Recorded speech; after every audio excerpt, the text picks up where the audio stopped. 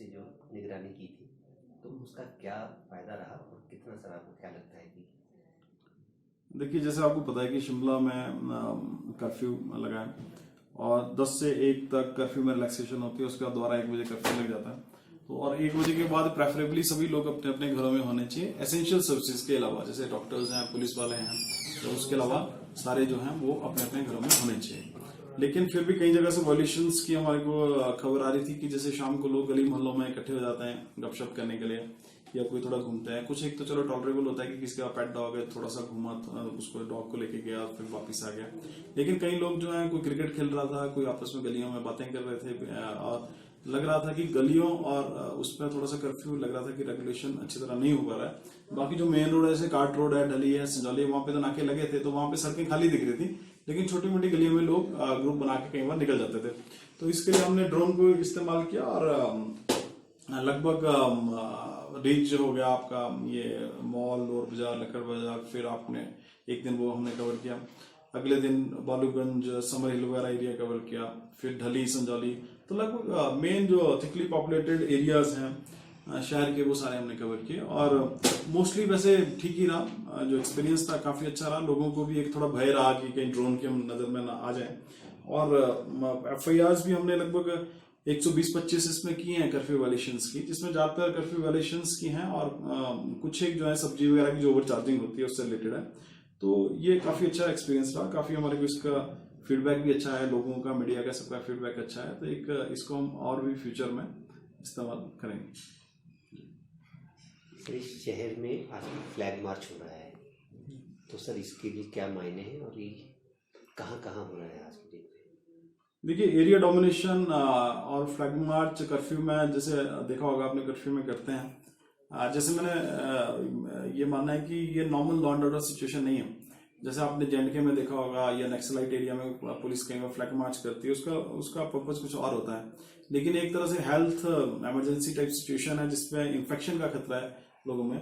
और जैसे हमने रिक्वेस्ट किया है, और सरकार की तरफ से रिक्वेस्ट है माननीय प्रधानमंत्री, मुख्यमंत्री जी की, कि सभी लोग जो जहाँ पे है वहीं पे रहें, अपने घरों में रहें और सोशल डिस्टेंसिंग का पालन करें। तो लेकिन कई बार देखने में आता है कि जैसे पुलिस, जैसे वही जो मैं बात कर रहा था पहले, कि गली मोहल्लों में लोग निकल जाते हैं, सड़कों पे बीच बीच में निकल जाते हैं जब मौका मिलता है उनको।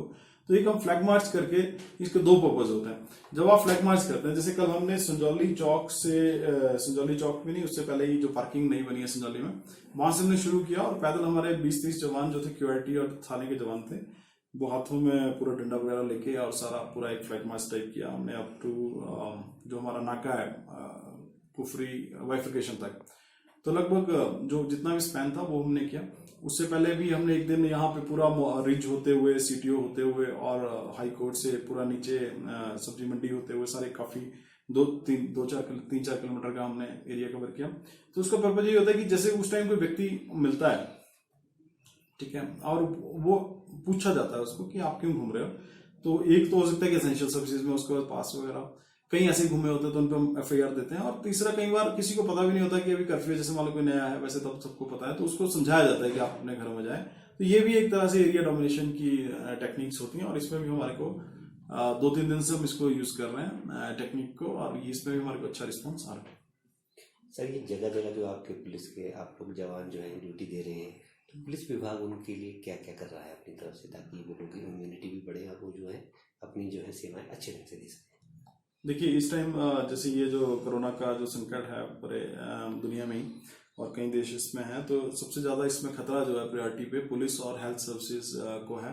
और बाकी भी कई एसेंशियल सर्विसेज, जैसे MC के वर्कर्स हैं, कोई सैनिटेशन कर रहा है, कोई सफाई कर्मचारी हैं, इनका भी काफी महत्वपूर्ण इसमें योगदान है। तो हर डिपार्टमेंट अपने एम्प्लॉयज के वेलफेयर के लिए काम करता है। और जहां तक पुलिस विभाग की मैं बात करूं, तो लगभग हर नाके पे जो भी हमारा व्यक्ति इस टाइम ड्यूटी पे है, पुलिस का जवान है, उस तक हम एक तो हमने सैनिटाइजर उन तक पहुंचाए हैं, साबुन और पानी की व्यवस्था की है, ताकि वो बीच बीच में अपने हाथ धो सकें। और इसके अलावा उनको भी हमने कहा है कि ड्यूटी करते हुए आप सोशल डिस्टेंसिंग रखें, अपने में भी रखें, और जिस व्यक्ति से बात कर रहे हैं उससे भी डिस्टेंस से बात करें, और थोड़ा गैप रखें। जैसे आपने गाड़ी वाले को रोका, थोड़ा एक तो उसका डॉक्यूमेंट टच ना करें। जैसे मान लो आप कोई आई कार्ड दिखाता है, तो दूसरे देखेंगे आई कार्ड क्या है, तो उसको टच ना करें, और अपने को सुरक्षित सबसे पहले करें।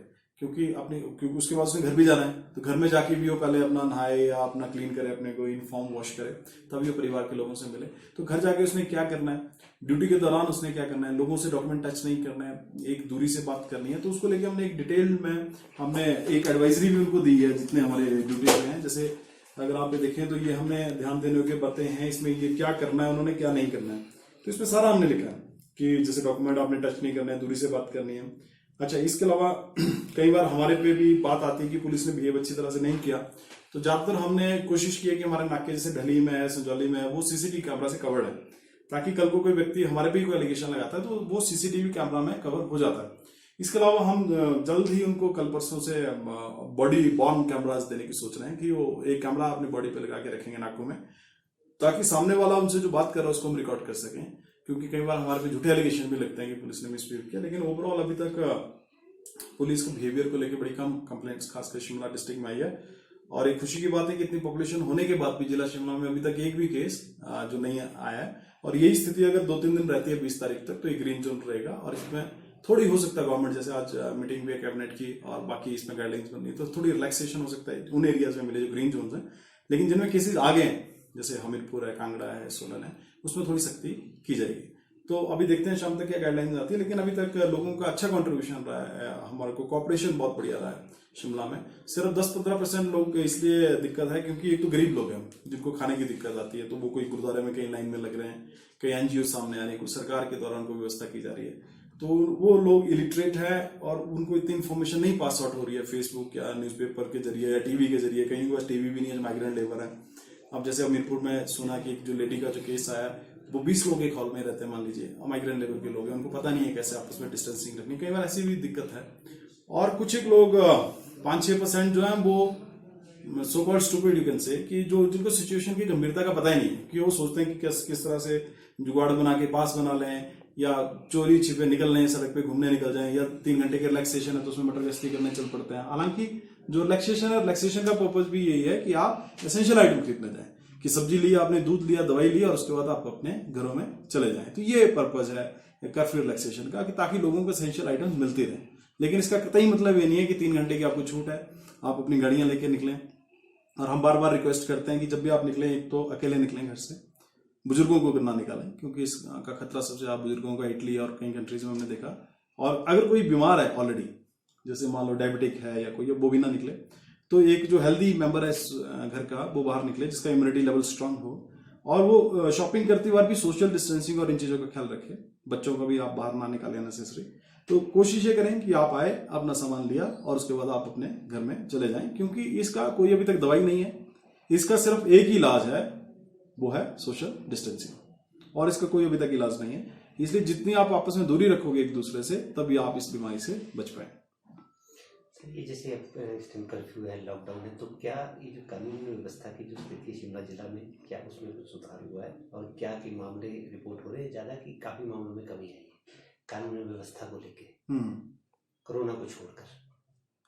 देखिए, जो कोरोना को छोड़ के ओवरऑल जैसे जो रूटीन क्राइम या हमारे पुलिस से रिलेटेड जितना भी लॉ एंड ऑर्डर से रिलेटेड क्राइम्स होते हैं, जैसे रेप्स हैं, मर्डर्स हैं, उसमें बहुत ज़्यादा कमी आई है। हमारे पास ऐसे कोई मेरी नॉलेज में नहीं है कि रेप या मर्डर का कोई केस ऐसा रिपोर्ट हुआ है। और इतना ज़्यादा डोमेस्टिक वायलेंस जैसे कई जिलों में आए हैं केसेस, यहाँ पे ऐसी भी हमारे पास रिपोर्ट्स नहीं है, क्योंकि लोग अपने घरों में हैं। तो ऐसा कोई ज़्यादा क्राइम ग्राफ हमारा नहीं बढ़ा है। कुछ एक छुटपुट एक्सीडेंट्स आए हैं, उसमें से 1-2 गाड़ियां तो एसेंशियल सर्विसेज की थी, जिसमें डेथ हुई एक व्यक्ति की संजौली के ढली के एरिया में, और 1-2 गाड़ी रामपुर में पलट गई थी। वो नॉन एसेंशियल थी, लेकिन कई बार होता है कि जब आपको पता है कर्फ्यू लगा है और कई बार आप रैश भी चलते हो बचने के लिए पुलिस से, तो इसलिए मैं लोगों से वही बार बार आग्रह करता हूँ कि कई बार आप ऐसा करके अपनी जान से भी हाथ गंवा लेते हो।